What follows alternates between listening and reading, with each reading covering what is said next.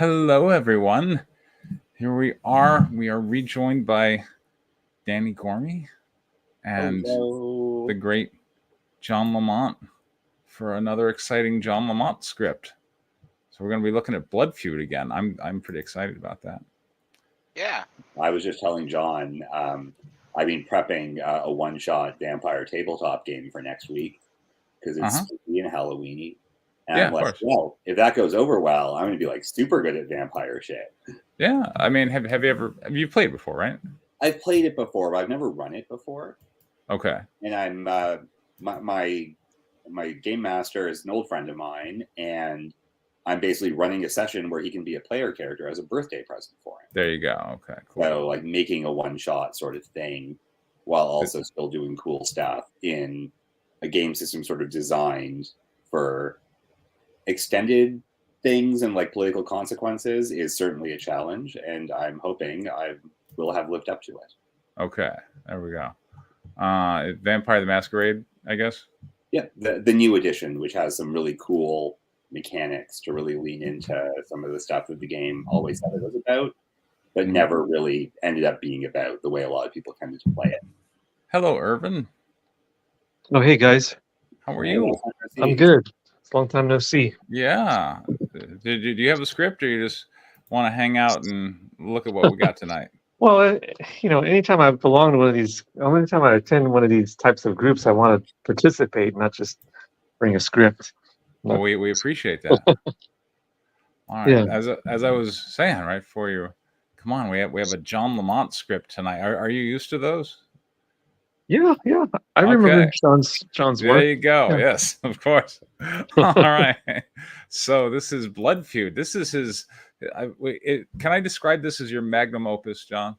Sure. That's kind of the way I'm approaching it. Yes. This is like initially, I read a version of this screenplay, I want to say like 2016, 2015. So you've been working on this at least 8 years, right?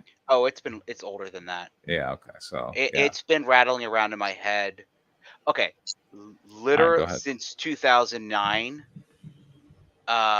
It was originally based on, speaking of Vampire the Masquerade, Bloodlines. Okay. Yes. After the computer game. The video game. Yeah. After I played that, I basically fell in love with the world, and that was the whatever. That was the inspiration. Impetus, yes. Inspiration. Fair enough. Right. For Blood Feud. All right. So and this story with so many people tonight. Wow. They're all here for me. They're all here. Everybody. Bask in your bask in my greatness. Exactly. Yes. All right. So this is gonna be the end of issue 3 again? So yes. So as I said, I'm rewriting and restructuring the story. I'm going more episodic than trying to go massive and epic, because massive and epic wasn't working. Yeah. This is the end of issue 3, which will also, if according to my reworking, would be the end of volume 1 and or the first trade paperback. Awesome. So that's kind of the idea. So like 3 issues in volume 1?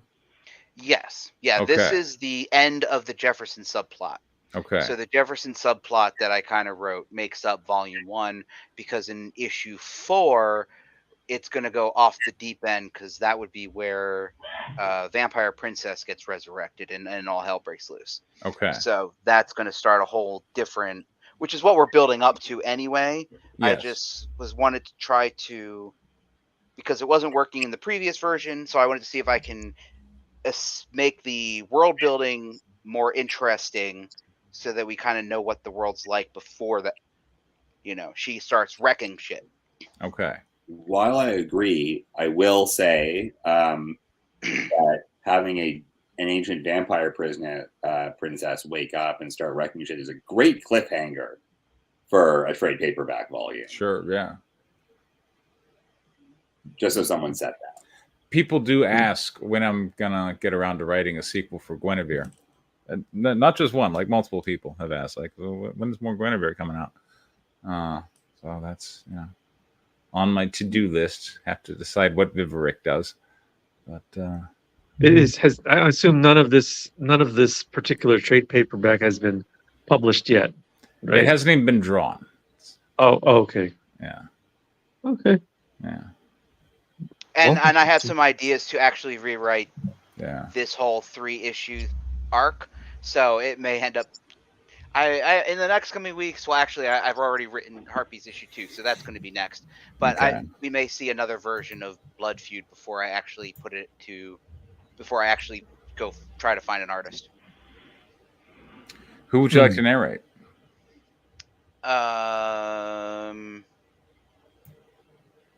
Danny, why don't you narrate for fun? Here we go. Preston, you can do Priest. Of course. And it's my archdiocese. It is. It is. And Larry, do you want to do Artemis?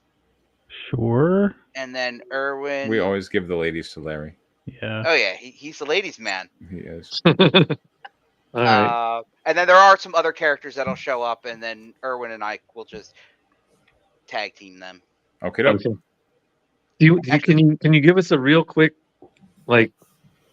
rundown as to what's leading up to this? Or so in the first half, basically a bunch of vampires attacked Mardi Gras and was massive feeding frenzy, and Artemis and Priest were there basically trying to fight them off, and then the vampire enforcers showed up and basically brought peace back to the area, and they vamoosed. Artemis and Priest vamoosed. Artemis and Priest are vampire hunters. Oh, but they don't like the vampire police or whatever they are? No. Vampire police are basically an evil empire. So you basically have lawful evil empire, chaotic evil empire, and then the hunters. Who's the chaotic evil empire? They're the ones behind the missing blood and the vampire princess and that's all the chaotic evil stuff. We haven't really met them yet. We haven't. Okay. Got it. All right, fair enough. Okay. All right, shall I read a story? Sure. Exterior, St. John Vianney Cathedral, night. Priest pulls into the parking lot of St. John Vianney Cathedral. What's this? It's my archdiocese. You'll be safe here. Priest gets out of the vehicle, not waiting for Artemis. She rolls her eyes, getting out. Yeah, I'm not into the whole church thing. It also operates as our safe house. Come on. Interior Cathedral classroom, night. Wednesday Sunday school classroom, now a high-tech computer lab. Rose, butch, wearing tank top, camouflage cargo shorts, and combat boots, sits behind 3 terminal setup as a massive mainframe hums in the corner. Priest leads Artemis in. It's cold in here. Erwin, why don't you do Rose? She has most of the lines here. All right. Rose turns smiling. Trust me, you'll get used to it. Artemis, this is Rose. She's our resident technical engine, eyes in the sky, all that stuff. You got some moves, girl. Just then, Smith, short, stocky, but incredibly buff, enters along with Vaidya, an Indian woman with long black hair tied back.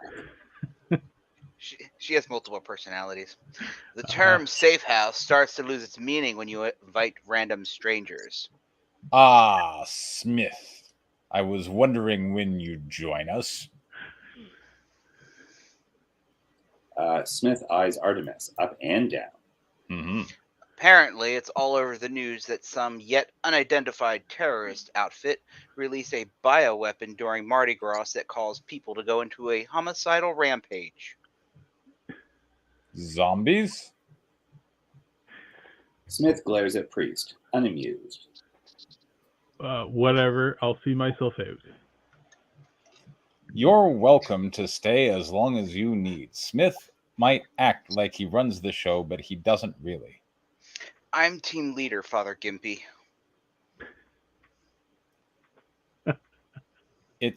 No, I'm not priest.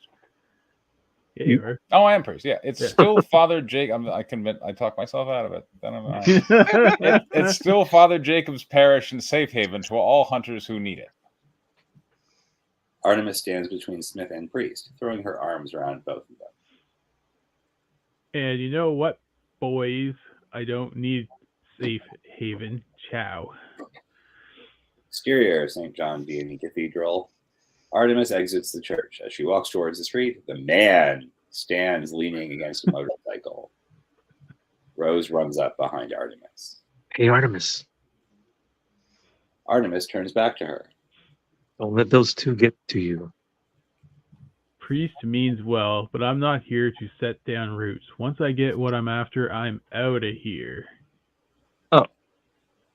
Well, I hope you find him. Yeah. Rolls her eyes.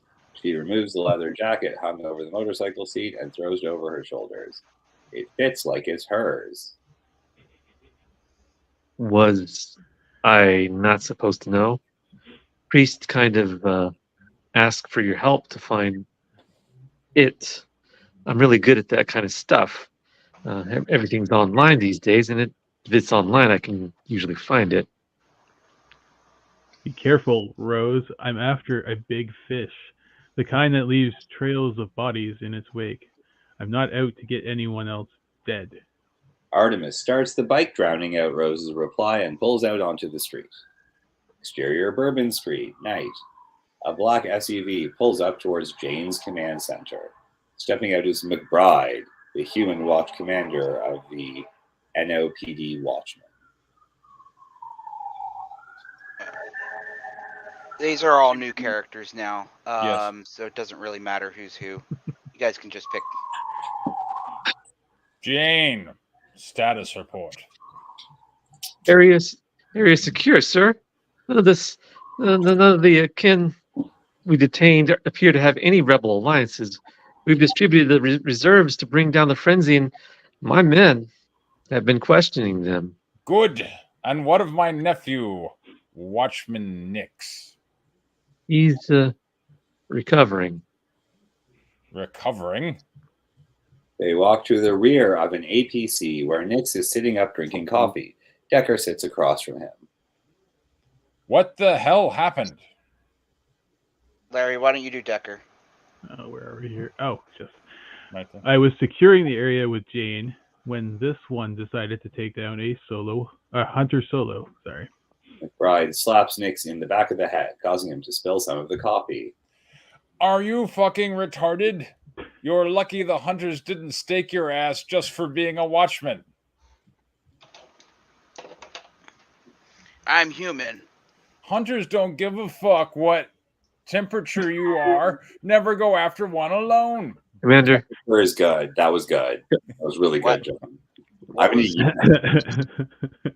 Commander, day watch has arrived, and we're 90 minutes to sun up. Copy. Release your men and bring up Watchman Hakim to speed. And bring Watchman Hakim up to speed.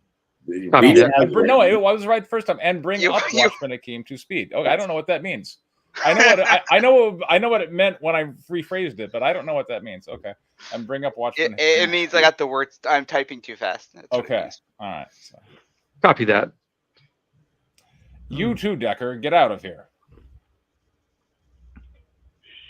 Sure. Nick, Oh, what about me? you're going to stay. Learn what Daywatch does. Daywatch is boring. At least I won't have to worry about your mother calling me frantic in the middle of the night. Mm-hmm. McBride turns back to Decker. Decker, what are you still doing here? Exterior, Decker's house, night. Decker parks his blacked-out police charger in the driveway in front of his house. This small urban residential street contains many small two-bedroom houses with unkempt lawns and streets littered with dirt and garbage. Interior, Decker's house, living room, night. Decker enters the living room. Before he can get 2 steps in, Morgan, his human thrall wearing only panties and tank top, charges at him, throwing her arms around him. You guys can decide who's going to be Morgan. Good morning, sweetie. I was starting to get worried. No need to worry. I made it home just like I always do. Morgan purses her lips. Except for when you don't. What's for dinner?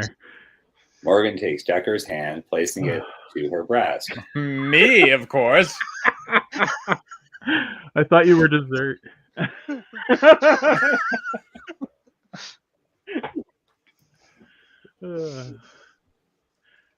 Narrator. Decker kisses Morgan passionately. There we go. Interior, Artemis's apartment. Night. Artemis enters the apartment, finding the child sitting on the living room floor, playing with large toy trucks. He looks up as she enters, giggling. Artemis smiles back. I forget who was Artemis. Not Larry, you were Artemis. Oh, how's my big boy doing? The man enters the man and the room, child, sitting down beside Artemis, and 3 of them play trucks together. That's a thing adults do. There you go. Interior, Decker's house, living room. Adults Day. don't play with their kids. There you go. Decker sit on the living room couch watching a documentary on World War II warships and submarines as Morgan lays sprawled out, her head in his lap. The harsh daylight blocked by UV shielding windows and blackout curtains. Okay. Decker fingers Morgan's hair when buzz, the cell phone beside him rings. Decker, Yes, sir. we tracked down the missing Jefferson supplies. Get some rest. For tonight, we go to war. To be continued. To be continued. All right. Well, So that's kind of my that's kind of my my cliffhanger ending for Volume 1. well. So. Awesome. Yeah. You know, 6 pages. I wanted more. I wanted to see where it was going. So that's always good. We have conflict, and that we have these the McBride group, whoever that group is. I guess they're the hunters. They're the police. They're the security. Oh, we have the police then. The vampire police. The vampire police ready to go to war with someone. Yep. And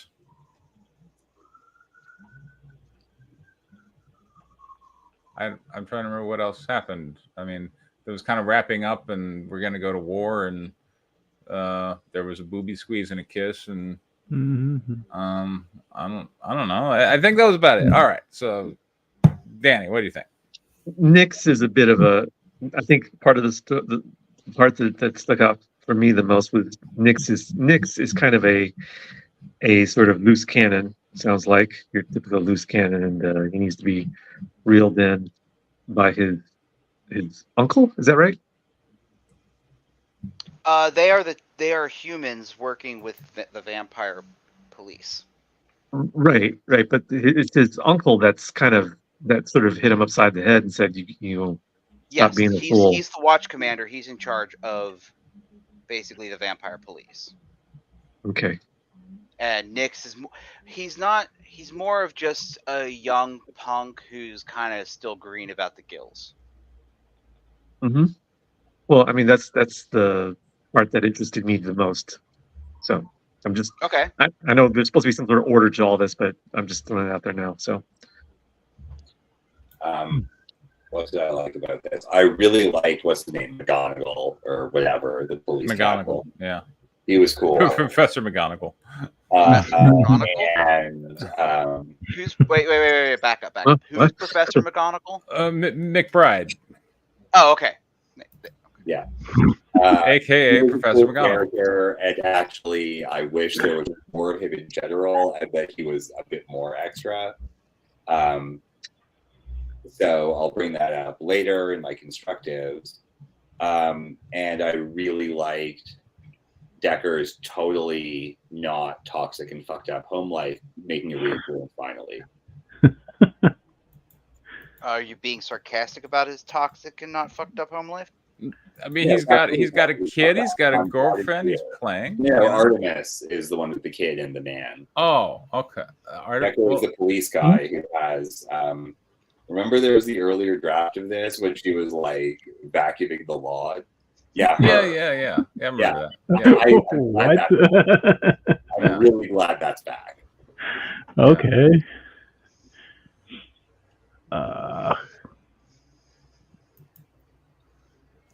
All right, Larry. Yes. Say something nice. There were vampires, though. There were vampires. Yeah. Yes. Seems to be some interesting world building going on. I've got to say, with an amazing amount of sexual restraint for a John Lamont script.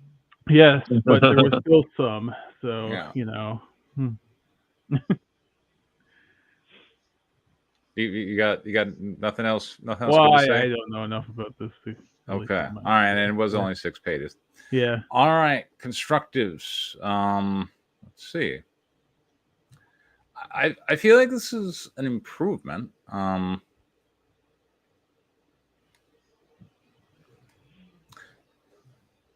I mean,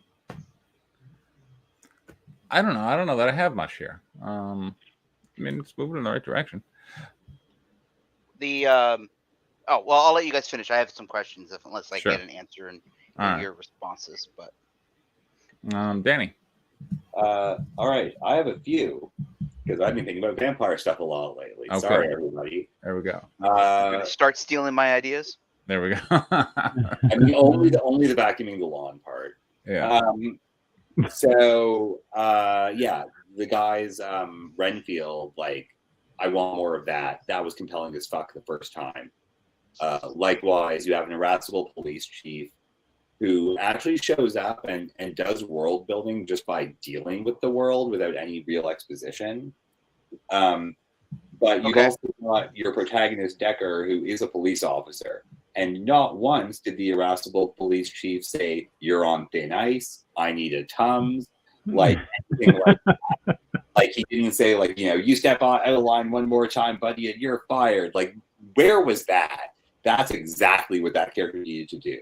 We need to threaten a change of status for our protagonist before we change the situation. And that was the perfect character to do that. So I feel like that was a bit of a missed opportunity. That said, like, Artemis has the man and the child. Like, I had no idea what's going on there.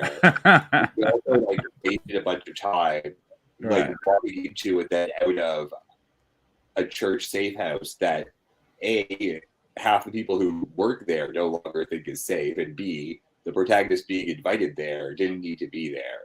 So if you're going to go through the trouble of, like, bringing her there, like, let's bring her there in a situation where she has to stay and deal with these people, I feel would be better. Like, maybe she gets injured in the fight with the mob of frenzied vampires or something. Yeah, I'm rewriting that whole scene. Don't worry about that. Yeah. That's on my list of things to be rewritten.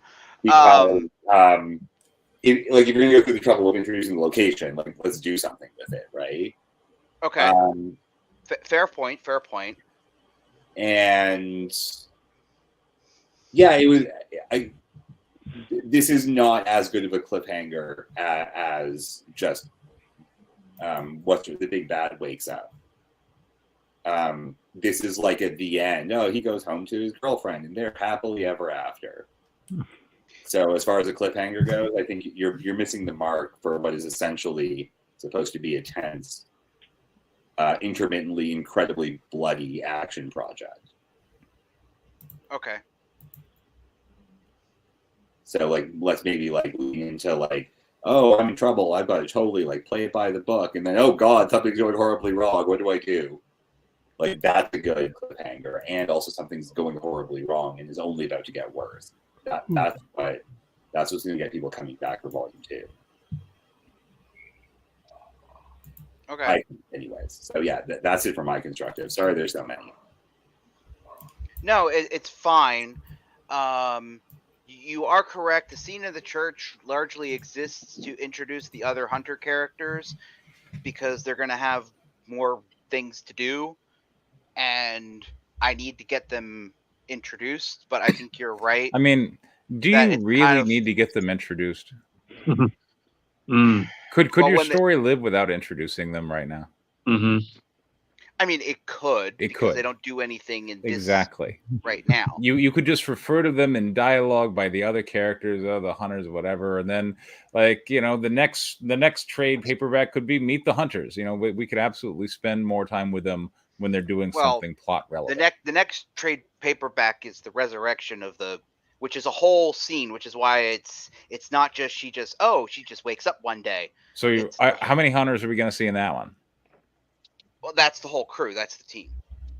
I mean, them finding out and getting there before Decker would be a really good issue for her. Yeah. And then them like being like, yeah, I'm not even dealing with this. Bye. Like, leave our heroes out in the cold, right? Yeah, no. I mean, are the hunters going to discover the Queen of the Damned before the vampires? No, they're supposed to all find out at the same time. Okay. It's supposed to be that everybody shows up at the same location at the same time scene.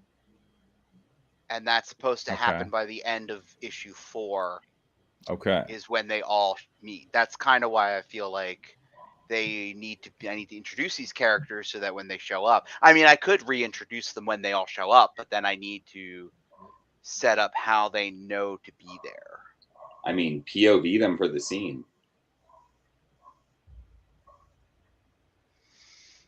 I mean, that's how they were introduced in the previous version, is that all the characters are introduced in the middle of an action scene because they just show up on set and they're doing their thing. So yeah, like, oh, hey, I hear there's a vampire here. Oh, man, I love killing vampires. It's the most fun. Oh, my God, what is this? Run. Yeah. There you go. You've introduced them in their POV, and the big vampire queen is even more hilariously overpowered seeming compared to humans than as compared to vampires. Right? Which is a good, scary moment. Yeah, that's part of the thing I'm working on in my rewrite. I'm getting rid of Artemis's OP-ness. I cannot wait to read it.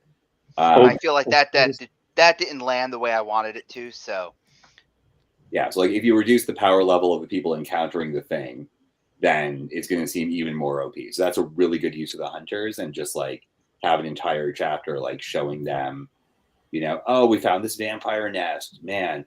All these people have been going here. They're starting to sleep over the day. We can kill so many vampires, and they summon this like god, and then our heroic human vampire hunters lose their shit. That's like totally the cold open for any murder mystery as well, right? Like, go watch a police procedural on TV. That's what the cold open looks like. So that's a great cliffhanger to go into episode 2. And then we're also from a human perspective, and humans really tend to like other humans, broadly speaking, because they find them relatable. So I think that could work. Yes. Okay. All right. Irvin, Larry. Let me get back on screen here real quick. All right. Cam, here we are. I think. All right. So yeah, I mean, I think I've experienced at least 3 or 4 of John Lamont's scripts in the past. Oh wow! I'm not going to say I'm sorry. Well, that's John's job. Yeah. And I am not sorry. There you go. No, you're not, John. Hashtag sorry, not sorry. There we go. He is prolific. I'm a little sorry to everybody about Demonatrix except Larry, because he totally deserved it. There you go. Mm-hmm. What about me? So, yeah, I said I apologize to everyone except Larry. All right, that's legit. All right, so yeah, I mean, I definitely felt like the dialogue in this script was much more natural, much more sort of I don't know, smooth. It sounded like a back and forth between two people. Yeah, it sounded like something that you would see on screen. Um, Probably more like a streaming series or something like that. But this is a comic book, right? This is a graphic It's It novel. will going be to be. when it's done. Yeah. Yes. Yeah. I think that, yeah. So I think that I didn't read the first 2.5 issues or whatnot, so I'm not familiar that much with the characters. That's okay. When I bring back issue 1, it's going to be totally different. Okay, all right. So I think that this being so far into the series or the trade paperback, and you're introducing these new characters. My hunch as a reader is that I would probably be more interested in seeing more of the main characters. I'd probably be more interested in something deeper with a few characters, uh, rather than something more shallow with a whole bunch more characters. And I think that sort of thing would work better probably in a long sort of TV series, like 10, 15 episodes in a season or something like that. And then someone can binge it, the person who's binging it won't forget, well, who was this person, or who's that person, and then you can easily rewind it. But yeah, I mean, I think that the sort of cost disadvantages of graphic novels kind of works towards, um, giving people a deeper experience rather than a more sort of complicated experience that one might get like on a Netflix series, or Paramount series or whatever, where well, we just have to we pay our $10 and we get like, we watch like 10, 20, 30, 40 episodes of something, whereas for a trade paperback we're paying $20 and we sit down one time and finish the whole thing. So anyways, that's just my thing. That's all I have. Okay. Larry, did you have any Mm, avenues for improvement with this story? No. Okay, there I we don't. go. Like I said, I missed too much of it to really All right. comment on whether it's an improvement or not. So And speaking of Larry, we have pages tonight. yeah, So I understand this is for Mindy Wheeler. yeah. Yeah, We'll see what happens. that's a pretty cool opportunity. I'm glad you and Molby. Look, I would love it if Molby ends up, producing Jugs of the Jungle as drawn by Mindy Wheeler. Like I'm gonna back that Kickstarter. I'm gonna tell you right now. I'm backing out. It's a great title, but I want to see the Mindy Molby collaboration Yeah, come to yeah. life. All right. Oh, So for those of you who don't know, Mindy Wheeler is hosting a contest by which they're a writing contest, and she's asking people to submit scripts, and as per the criteria, 6 pages is the max. So, and you are writing for because one of them is like a succubus like character. Succubus, yeah. Yeah, like, okay, well, yeah. Well, hey, you write what you know, right? You've been writing Viviacs for a while, so why not? Yeah. Okay. Who do you want to narrate? Oh, let's go for John. All right, John. Narrates all the time. So. And who gets to be Metatron? You can do Metatron. He's just at the beginning, so. Okay. Yeah. All right. I'm gonna There's voice really him. only like 3 character lines, I think, in this entire script. So yeah. So John, get ready. Yeah, let's do it. Okay. Page 1, panel 1, wide shot. A tall, extremely muscular, 6-winged angel stands bathed in a spot of light, surrounded by complete darkness. He holds out a long scroll which unravels to the illuminated floor below and piles in front of where he stands. Wow, that is very well written. He reads from the scroll despite wearing a black blindfold over his eyes. Hear now this tale told from the words of God Almighty. I, the Metatron, speaks on his behalf. When the world That Oh, looks like more Oh, dialogue. is this still It's dialogue? still line. Sorry, I just Okay, put it yeah. up. Yeah. because when the somebody world- doesn't know how to format. Yeah. When the world was broken and made anew in the light and salvation of the sun, all darkness was cast from this realm into the world of nothing. No, into the void of nothing. Peace immortal came to the righteous as heaven became one with the earth. Panel 2, close up. Metatron stares toward the reader as he continues to talk. Know then that the promise of the eternal kingdom came to pass. However, one piece of the old world remained. The union of the fallen prince of angels and the demon queen produced a weapon, a soul stained black forever, craving the light. What purpose did Lord God see for this creature that he allowed her to remain? Sex, I'm going to assume. I mean, that's Sexy stuff. Yeah. sexy stuff. Yeah. Page 2, panel 1. He's like, Wide God shot. damn, man. It's like, yeah. Wide shot. A vast city of lights, towers, and peaks spread out, covering a glowing world of gold and silver. The sun and moon peak over the edge of the world, partially eclipsing as they rise together on the new day. Perhaps the path to true paradise does not lay in perfection. Panel 2, wide shot. Down in the depths of the planet-wide city, where the light barely touches, a small shadow is mysteriously cast upon a single wall of a tall tower. Panel 3, medium shot. The shadow ripples against the wall like water in the wind. Panel 4, medium shot. A large red egg emerges from the shadow. Panel 5, close up.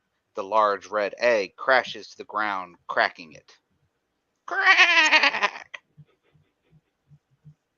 Page 3, panel 1, medium shot. As the eggshell falls away, a beautiful nude demon woman lays inside in the fetal position.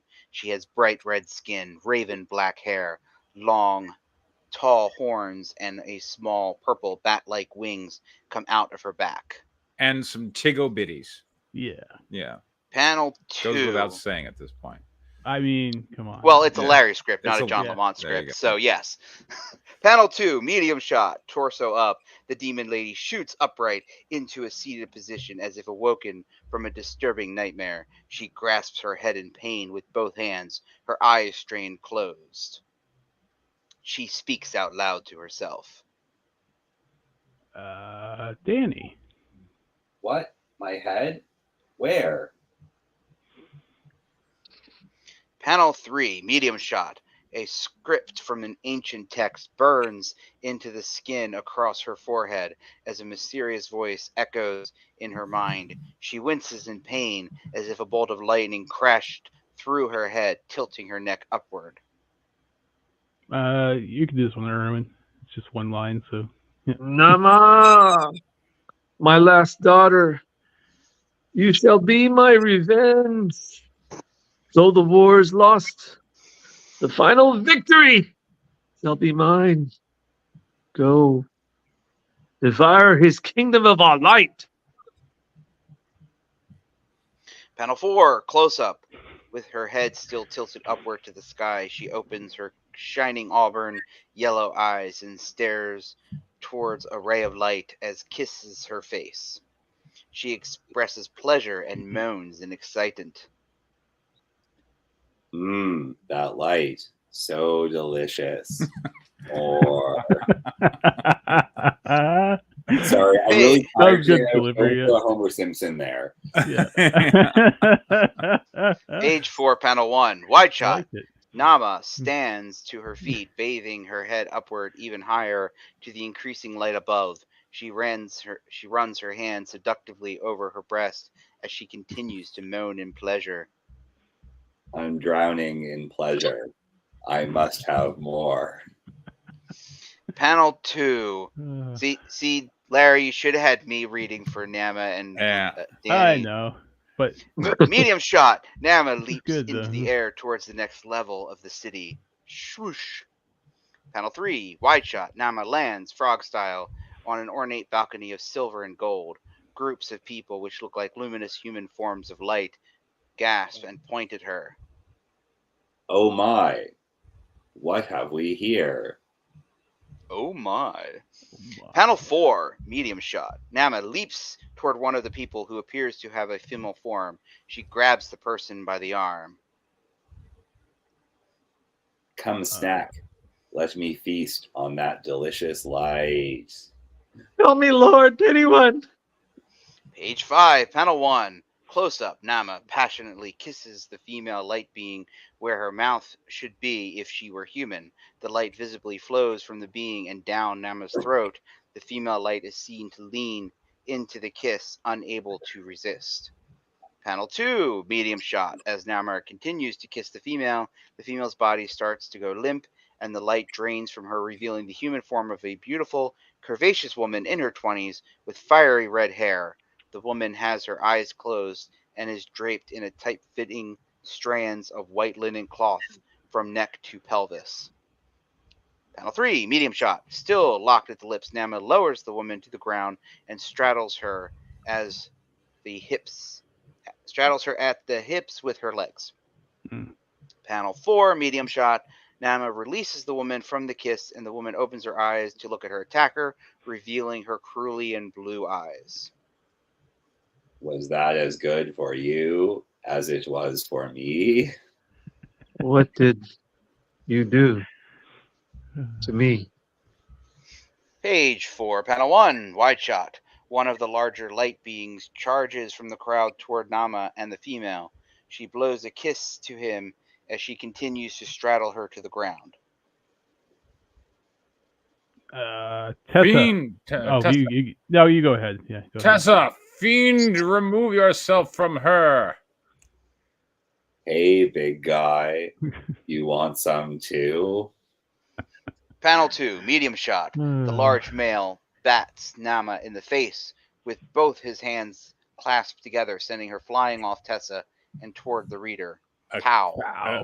A Kirk punch. You don't see Yeah, those much yeah. anymore. Yeah. Panel 3, wide shot. The large male, Jonah, picks up Nama by the neck and readies his other fist to smash her face. Nama laughs and mocks him, struggling to talk. Wow. Gasp. This is some rough foreplay, but gasp. I'm game. You dare mock me after you attack my sister? I will end you right now. Panel 4, wide shot. Tessa grabs Good reading, onto yeah. Jonah's arm before he can swing at Nama. Jonah turns back to her, confused as Nana smiles, her neck still locked in his hand. Stop, Jonah. Don't hurt her. It's a sin to kill. She's a demon. The moral choice is to destroy her. Please, just let her go. Panel 5, wide shot. Jonah releases Nama and she falls to the ground. Tessa falls to her knees, still exhausted, behind him. Fine. Call the angels. Let them decide her fate. There you go. All right, there we go. Well, I mean, we introduced the character, so you know It's fine. that was the main thing you needed to do was talk about the character. We got we understand a bit of the world. We clearly have angels and demons, and there seems to be a war between them. And this Nema character, I believe her name is, has something to say about that. And I think that's what we got. John. Yeah, very interesting character introduction. I'm not familiar with all the rules of the contest, but for a 6-page story, you delivered a 6-page story. That's pretty interesting and compelling, and certainly, I think some people will want to read more about it. There you go. Danny. I thought it was quite good. it starts really, really strongly. There's a conflict pretty quickly. It's got, you know, big titties and other things that people tend to enjoy in comics. Does. Yeah. But PG-13 titties, boo. Yeah. Yeah, they're actually better most of the time. Yeah. Oh, is it my turn? Yes, it is. Yeah, I like the hint of there seems to be maybe a sort of philosophical or cultural conflict between the succubus and the other gods, and that's kind of what interests me. Like she's kind of like maybe I don't know how to characterize it, like a rebel or something like that. Yeah. And that's what interests me because, you know, I mean, most of us have seen a lot of stories about, you know, monsters and demons and stuff like that. But I think what makes it interesting typically is this sort of conflict that's deeper than just who gets to suck whose blood and whatnot. I think also usually don't suck blood. No. Was that? No, they suck something else, but yeah. Oh, right. Yeah. Right. Oh yeah. Anyway. PG-13 though. So yeah. Yes. Yeah, of course. Yeah. Yeah, and a lot of times these types of stories, you know, people tend to sort of latch onto the human involved, you know. But so I'm curious to see how it evolves, and you know, maybe we don't need to have a human to sort of latch onto. Maybe what's her name, the main character, Succubus. Maybe she can sort of keep our hearts engaged with the story. That's hearts aren't the only thing engaged. Okay. Constructives. I mean, I haven't really got much. You know? John? Yeah, I don't really have much either All right. because my only real one is the PG-13 titties, but I know that's Danny? the rule of the contest. So Too many panels. Okay. This page was 2 panels when it should have been one really good one. That narration could have extended longer over like our protagonist like exploring the landscape and like a nice time lapse effect. That's an interesting idea. Something like that. Yeah, like most of those panel changes we don't get a lot from, so I would give the artist the opportunity to do something bigger, especially with like if you wrote a description as good as what you did for panel 1, like make it a whole page. So like that, like see if there's a way to make this more visually compelling, either by putting more trust in the artist or like by doing like actual fun things with your paneling. Like if you're, for example, if you're going to change shot sizes, like there's a lot you can do with like panel size and whether there's panel borders or whether you're full bleed. Like that would be like, and again, I don't know what the rules are of the contest, but that could be really interesting. I think lean in better to what you're doing is to render it more atmospherically. As far as I could see, the only rules were write 6 pages. Here's 3 designs. Write 6 pages based on one of those designs. So yeah, she really didn't give a ton of guidance. Yeah, no. But I did. I wrote a pitch for it too, but yeah, I won't go into that right now. So. Yeah, I'd love to see the shit for it, but like it's good. So like, yeah, try and level it up artistically. Just hearing you guys read it, I want to go back and tighten up some dialogue and stuff. But other than that, so, yeah, like when you hear your work, you're always like, oh, I need to change that. Yeah. Yeah. Constructives. I would like to hear more hints as to the the conflict between is it Nama? Not Nama. Yeah, Dama, yeah. Nama, and the other gods, or not the other gods, the other demons, right? It doesn't. I don't need to know everything. In fact, I probably don't want to know everything. But I think you got 6 pages here, which is that's a pretty long time in terms of a graphic novel. And I think I would like to know a little bit more, either coming from the dialogue of what is it, Jonah and Tessa. I mean, Tessa's got a lot of throwaway lines, right? Because she's just kind of being a victim. But it turns out that she knows this person and that there's some kind of history there. And so if we got a little bit of hints as to the personal conflict or the sort of cultural historical conflict involved, that I think that would draw me in a little bit more. Yep, that's it. All right.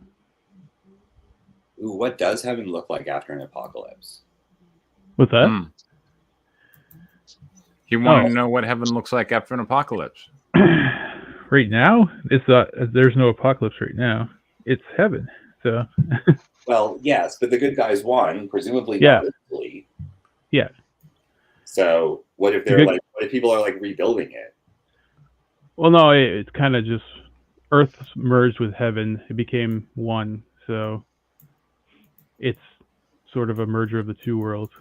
All right.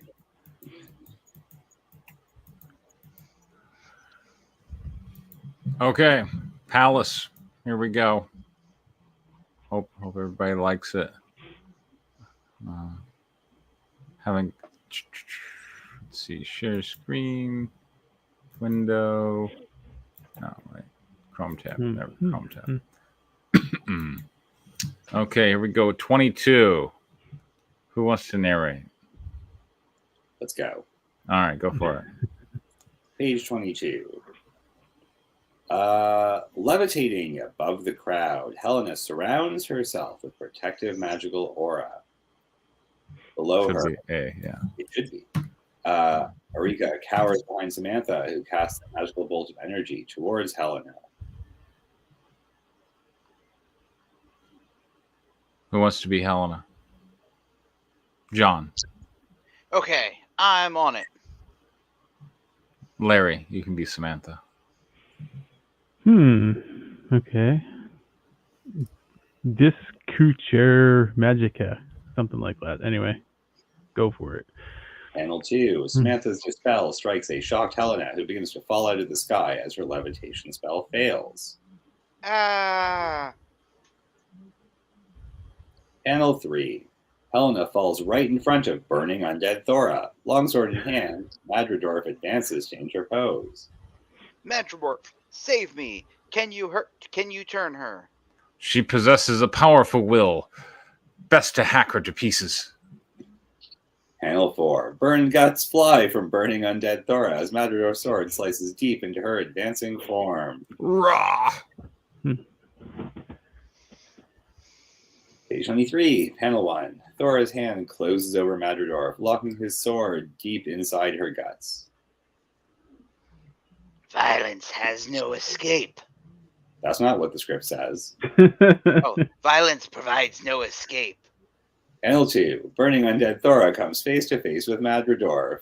From oblivion. Panel 3. Burning undead Thora exhales a jet of flame through her pursed lips. She mimics the intimacy of a kiss, which consumes his head in hellfire. Ah! Panel 4. Foreground. His head charred, Madridorf falls to his knees. Background. Burning undead Thora stands behind him. This is so unfair. Panel 5. I had to work that line in.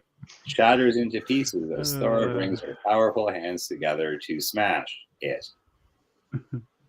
Okay, sure. There you go. Yes.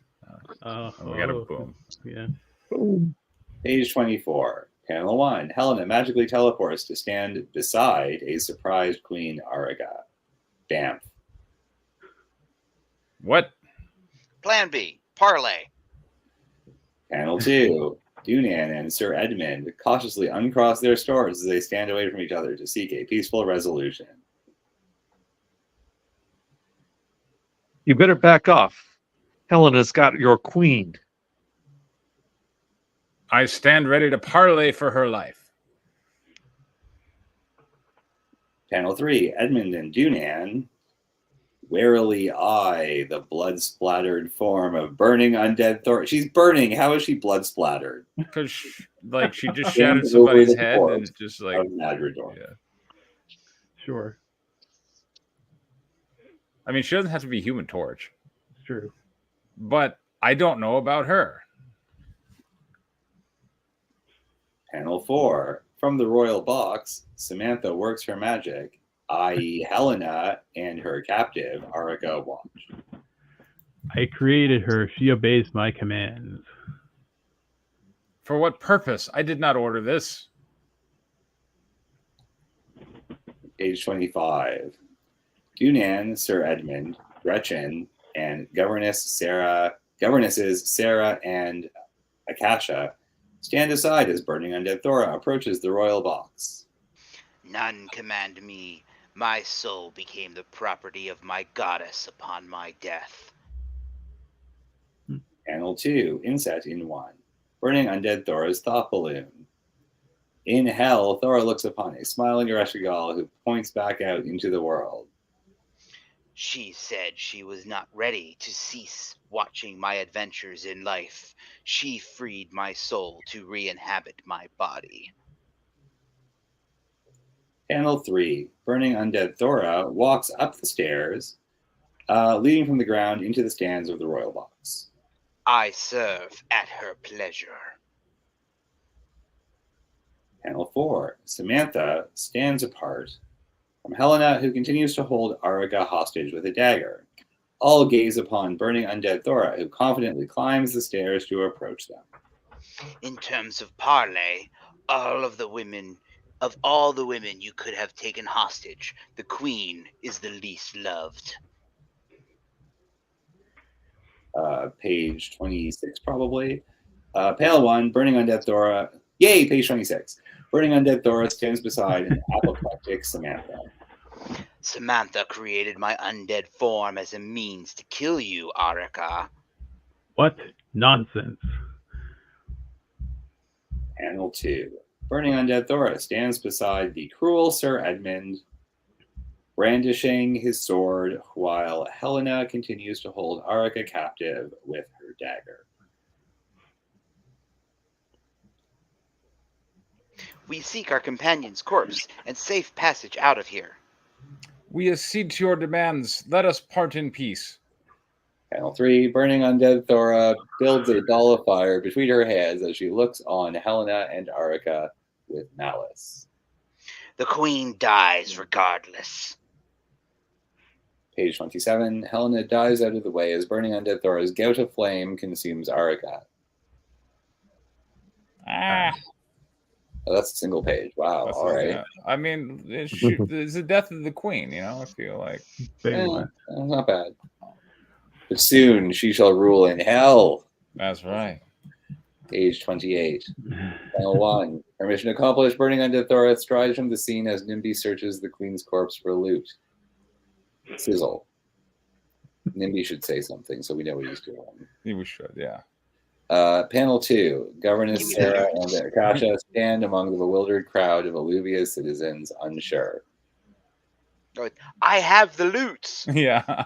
What happens now? No, he just needs to say something like dibs. Yeah. Yeah. That would work. Loot the bodies. Loot the bodies. Dibs. I like that. Governesses Sarah and Akasha stand among the bewildered crowd of Alluvia's citizens. Okay, I read that already. Yeah. Regaining her composure, Samantha takes center stage. Helena, Nimby, and Dunan stand to her right, Edmund to her left. We must find a new queen to lead us. As for our uninvited visitors... Helena, Dunan, and Nimby, who holds Queen Arica's crown, walk with purpose along the road out of town. You may go in peace. Page 29. Panel 1. Gretchen advances along the road toward the Silver Hydras. We turn to look at her with welcoming smiles. I wish to join them if they will have me. We are down a man. Larry. What's your speciality? Why does Gretchen say them when she's talking to them? Shouldn't she just say, I wish to join you if you will have me? That's a good point. I mean, well, but because she phrased it this way, is she not talking to Thora and all the people she's been with this entire time? That's true. Well, they're walking along the road. Yeah, she's already left the town. Look, they're leaving and she's running after them and she's explaining herself to the people that she's been this whole time with. Okay. I'm not seeing it, but okay. I mean, I can. It's all right. I'll fix it when we get to lettering. All right. Yeah. Letter it based on how the art panel actually looks, right? Yeah, exactly. Panel 2. Large panel. Gretchen becomes a passionate advocate. Trained from birth to be an Alluvian governess, I can sneak, wield a sword, and have a bonus diplomatic skills in situations involving men. My spiritual pact with the Reshkigal allows me to channel her power. I seek vengeance to avenge women when and wherever they are wronged. Like, where's the comedy beat? The reaction? Yeah. I'm sorry. Okay. Yeah. But that's good. Yeah. Okay. Page 30. Gretchen joins the Silver Hydras, who rejoice at being a 4-person party once more. I say, we trust this mysterious demon-worshipping stranger with our lives from this point forward and give her a fair share of the treasure. Of course. Of course. Does she mind random violence against strangers for experience and treasure? Not at all. Welcome aboard. Second use of treasure in that. Nice. Second use of what? Second use of treasure. Say gold. Experiencing gold. Yeah, okay, sure. Or money. Experiencing money. Okay. Gold. There we go. Oh, almost. There we go. Panel 2. Standing on the grounds of the tilt yard, a mystified Edmund stands by flaming undead Thora and Samantha as they observe the Silver Hydras walk along the road out of town. Always seem to happen when they lose a member. World building. Yeah. Panel 3. Flaming undead Thora declares herself to Edmund and Samantha. I shall return to Abrica. You two have much to sort out. Page 31, Panel 1. Governesses Sarah and Akasha receive the orders of Samantha as Edmund looks on. Sarah, Akasha, summon the Council of Women. A new queen must be selected. Yes, High Priestess. At once. Panel 2. Samantha looks at Edmund. As for you, the next order of business of the new queen will be to examine Erica's abuses of power and how they might be put right. I suggest you leave town before that happens. Panel 3. Samantha turns her back on a disappointed Edmund, but she sims for him anyways. Panel 4. Edmund looks down at Erica's still smoldering corpse. Panel 5. Alone and disappointed, Edmund walks towards the stables. Sucks. And I was thinking we could end there, but I don't know. That's a good ending. Yeah. Actually, I like it. And if you're doing that, those last 4 panels are actually 2 panels. Okay. Anyway. Oh man. Oh, there we go. All right, John, what'd you think? So, I liked the stuff with Gretchen. Mm-hmm. I feel like that is the best ending that we could expect for that character. So good on that. I liked the open ending of Edmund, like wandering the countryside as kind of a nomad, because it implies that he may have a place yet in a future episode, causing shenanigans and stuff like that. So I like that that's kind of left open. The Thora stuff, I like. Yeah, I'll wait till I get to Okay, constructives on fair that. enough. All right. Any other? And the comedic beats I think, worked. So yeah, overall, I liked it. I thought it was a fitting end for this story. Danny. I like how you leveled up the fight scene. There's a lot more because going on that I think really brings it together. There's a ton of denouement, like we were talking about that earlier, and you're actually well on your way to making that happen, which I really like. And you very successfully keep the tone shift that you introduced by introducing the PC party again as explicitly a PC party. Larry.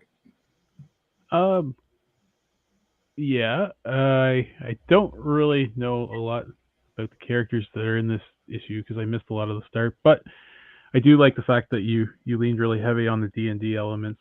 I think that's a good positive. It makes it a lot more fun. So yeah. So that's really all I got. Irvin. Yeah, I I don't really know anything of the story, or the characters before this, and it sounds like this is the actual ending. So, but I appreciated that there was some humor in this, because a lot of comic books are really boring in that they're just all just trying to find a way to resolve a dramatic story. And the thing that attracts me to a lot of comic books is just that there is a sense of humor to the action adventure story. So I think I kind of latched onto Thora, the undead burning undead woman. What do you like about her? Well, I just felt like there was. I mean, there wasn't much of a story for the other characters because I didn't know what led up to this. And so I was just kind of watching the conclusion of some struggle that I really didn't understand. Whereas just for Thora, I kind of got the sense that, well, here's a person who got recast into the world to serve someone, and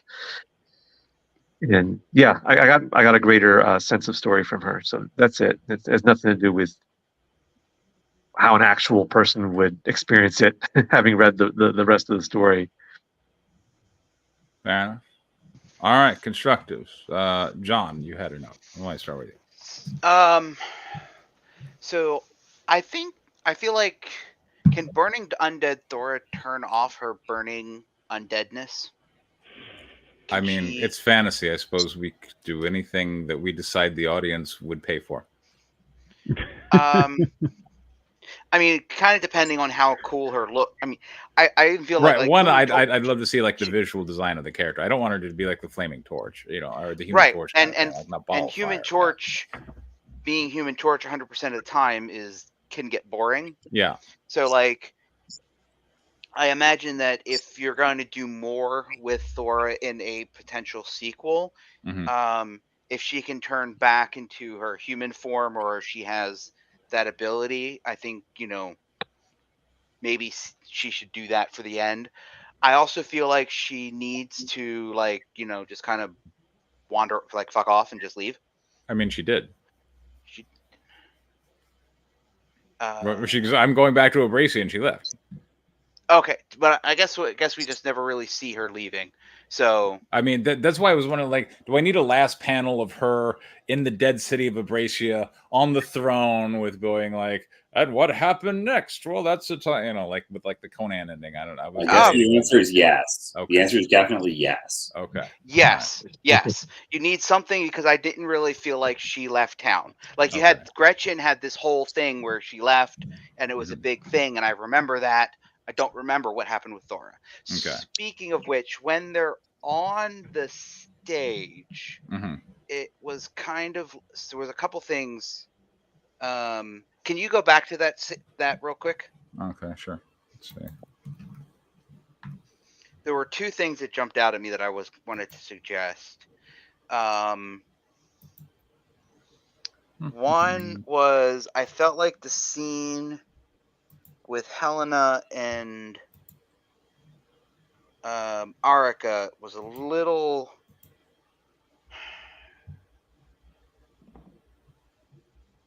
I think what it is that none of them really seem to have this oh shit, she's supposed to be dead and she's not moment. Okay. So I love Ready to Parlay, but I scroll down a little bit. I create then look, keep going down slowly. She freed my soul to reinhabit this body. Keep going. That's fine. I said, keep going. Because here she's talking so here Undead Thora is commanding this whole scene. Mm-hmm. And then Samantha's like, what? Nonsense. And then keeps scrolling. And then right. So that scene where like Arica is like saying we accede to your demands. And I feel like this panel doesn't fit with the other panels. Okay. Because in the other panels, Burning Undead Thora is commanding the scene. So Arica ceding to your demands. Well, she is the queen. But she's not in command. She is not. But she's trying to be. I mean, clearly she's not in command because she dies on the next page. But it's. So why does Thora go to Parlay if she doesn't respect her authority? Right. That's the thing. Like, Burning Undead Thora is in control of the scene. Yes. And Arica, she might be trying to retake control, but I don't feel like what she's saying is directed to Helena, not to Burning Undead Thora. And I feel like. Well, it has to be because Helena's the one making the demands, and she's saying we agree. Right. John, can I put some words in your mouth for a second? Because I feel like it might help. So John's right. This is a Burning Undead Thora scene, right? Sure. This is her scene. She comes back from the dead. She wrecks a bitch. Is totally unfair. Wah wah PCs. Yeah. And then Helena decides to make it about Arica and the rest of that army. But actually, Thora is probably just as powerful as the rest of that army. Yeah. Thora and Arica need to have like a standing bitch fight. Okay. Because she dies regardless. That's not humiliating enough for Arica, is it? Like what's Thora's that was going to be my second. That was going to be my second thing. I think that was your time. No. So I think what the way I think it should go is that they want to parlay, and Burning Undead Thora basically says, "Fuck parlay, the queen dies. She should nuke the queen." Then Helena should be trying to parlay with Undead Thora. Okay. Because she's the one actually as I said, she's the one in control. She's the one commanding this scene, not Arica. Arica can be like, no, she can be trying to retake control of the scene, but Burning Undead Thora just nukes her to oblivion. I think the regardless needs to go. She just says, whatever. I would change that line probably, because I'd probably just have her go up and basically say, parlay my ass, and then, nuke her. There we go. Then, you could have Gimby like loot her going dibs, and then Helena should go to Burning Undead Thora and say, hey, your fights with them, not with me.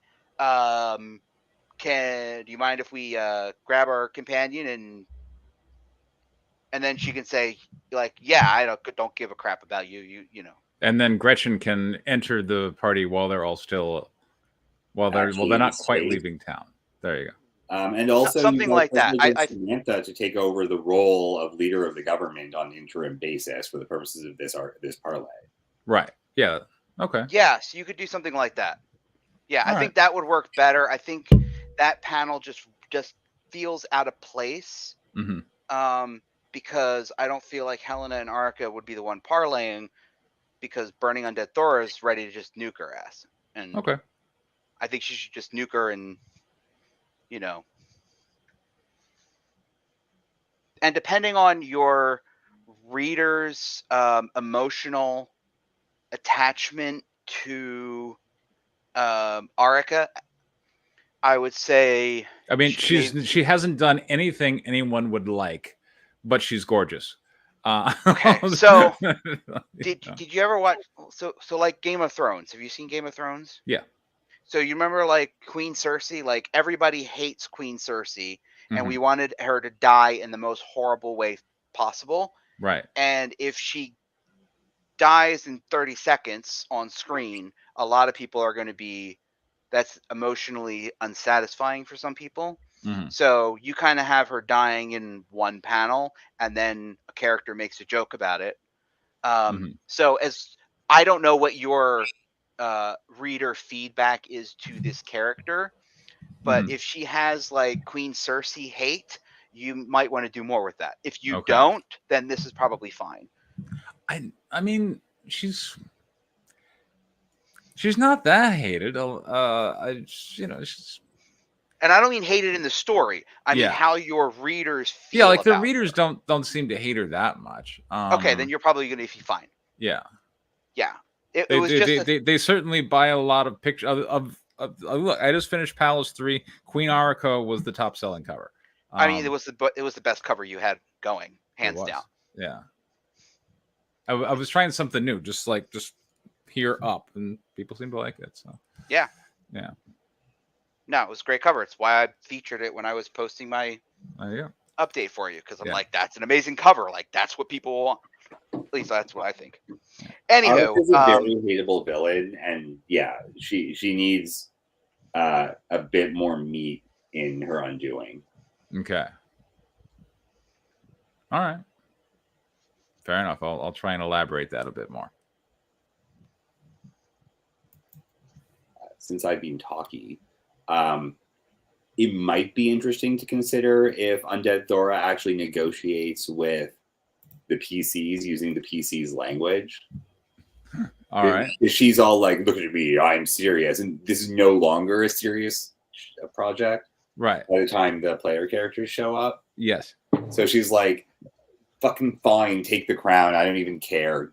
Samantha, here, this is yours. You win, bye. Like, once she's finished her mission, she doesn't need to be as serious, even if she has all this other stuff going on. Mm-hmm. There's actually a pretty fine line there, because obviously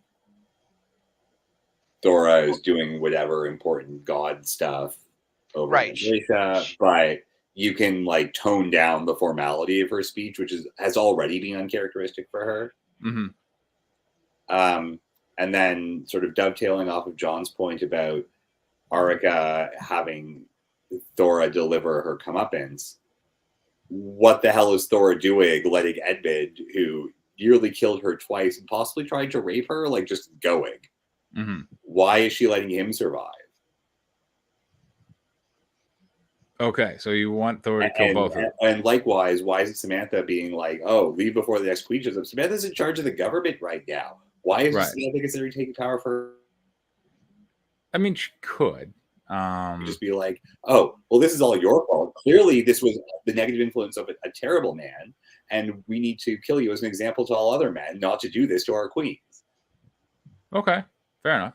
Right? Like, if you're going to have this female-driven society, clearly, if there's going to be a scapegoat, it's going to be Edmund. Okay. True. All right. Then you can have him escape. Yeah, he could escape, and that could be his one-page denouement. Right. But yeah, like, be ruthlessly pro-female. Like, that's what this entire city is supposed to be, right? Yes. So I agree with Danny's point on that. Between a man and a woman in this entire section of the book is uncharacteristic of the actual location you develop. Okay, fair enough. All right, I can make all those changes. What do you think, Larry? Yeah, go for it. Sounds like you got a good plan. Yeah. So I mean, like, Larry seemed to like the artwork in issue 3. So. Yeah, the artwork was very nice. Yeah. Okay, cool. Well, those are all the scripts we got. Anyone got any more notes, or is that it for the evening? Palace is going to do so well. Yeah, I have a good feeling about it. It's going to be pretty hard for it to do badly once you stick the landing. Okay, awesome. Well, I'll go get to work on that. But well, thanks for stopping in, Erwin. When are we going to see some pages for you?